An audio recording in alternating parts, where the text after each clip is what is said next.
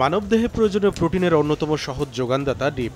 জাতিসংঘের কৃষি ও খাদ্য সংস্থা FAOর পরামর্শ, একজন মানুষের সুস্থ থাকতে সপ্তাহে কমপক্ষে 2টি মানে বছরে 104টি ডিম দরকার। তবে কর্মক্ষমতা বিবেচনায় একদিনেই 1টি বা 2টি করে ডিম খাওয়ার পরামর্শ পুষ্টিবিদদের। সারাদিনে প্রোটিনের চাহিদা মিনিমাম পূরণ করা যায়, সেটা কিন্তু একটা ডিম রেখেও করা যায়, আবার ডিম না রেখেও করা যায়। হ্যাঁ, যদি আপনি মাছ মাংস দিয়ে ফিল আপ করতে পারেন, দুধ দিয়ে ডাল দিয়ে ফিল আপ করতে পারেন, তাহলে ডিম না হলেও খুব বেশি ক্ষতি নেই।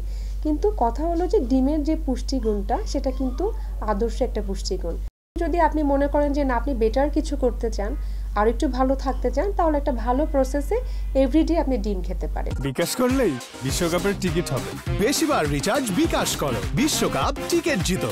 চাহিদা যোগানের এমন অবস্থায় FAOর ন্যূনতম পুষ্টি সুপারিশ পূরণে সক্ষম দেশের প্রাণী সম্পদ অধিদপ্তর বলছে, উৎপাদনে স্বয়ংসম্পূর্ণ বাংলাদেশে চাহিদা মেটানোর পরও বছর শেষে উদ্বৃত্ত থাকছে ডিম।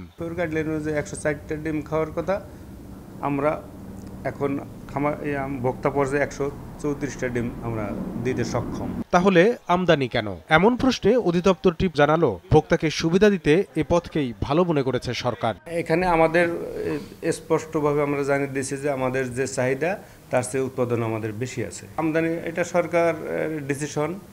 দেখেন, সরকারের বাণিজ্য মন্ত্রণালয় অবশ্যই বাণিজ্যটা দেখবে। বাণিজ্য মন্ত্রণালয়ের এমন সিদ্ধান্তে দেশের পোল্ট্রি শিল্প ধ্বংসের দিকে আরেকটু এগিয়ে গেল বলে মনে করছে ব্রিডার্স অ্যাসোসিয়েশন। আসলে তো এটা ইমপ্র্যাকটিক্যাল। আমাদের দেশের লোকাল ইন্ডাস্ট্রিটাকে হ্যাম্পার করে যদি আমরা ইম্পোর্ট নির্ভর হই, এটা কখনোই এটা পজিটিভ কিছু হবে না দেশের জন্য। এটা আমাদের জন্য অবশ্যই ক্ষতিকর।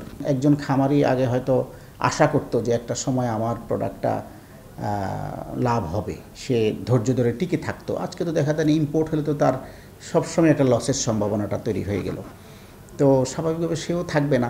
এদিকে বিপণন কাঠামোর দুর্বলতা দূর করতে না পারলে কোনো যোগানই ভোক্তার ভোগান্তিহীন চাহিদা মেটাতে পারবে না বলে যুক্তি অর্থনীতিবিদদের। বিপণন ব্যবস্থাপনা এই জায়গাতে যে অব্যবস্থাপনা রয়েছে সেটা একটু সংস্কার দরকার, এবং এটা যদি করা হয় তাহলে কম দামে অবশ্যই ভোক্তারা এই ডিম পাবেন। এইভাবে যদি আমরা পরিকল্পনা না করি, আমরা যদি ঢালাওভাবে এরকম যে অ্যাডহক যে মেজারটা নেওয়া হয়েছে যে ডিম ইম্পোর্ট করা হবে, যে বর্ডার ওপেন করা, তো সেটা আমাদের আসলে দীর্ঘমেয়াদী কোনো সমস্যার সমাধান দিতে পারবে না, বরং দেশের যারা উৎপাদক তারা ক্ষতিগ্রস্ত হবেন। যাদের জন্য আমদানির সিদ্ধান্ত, সেই ভোক্তারা বলছেন ডিমের দামের উত্তাপে শরীরে প্রোটিনের ঘাটতি বাড়ছে তাদের। যদি উৎপাদনে স্বয়ংসম্পূর্ণই হই, তাহলে আমদানি করে সেই ডিম কি করব? কন্টিনিউয়াস যে একটা ডিম খাওয়ার প্রবণতা, এটা অনেকাংশে কমে গেছে। উৎপাদন করুক অথবা আমদানি করুক, আমরা যেন কম দামে ডিমটা পেয়ে থাকি।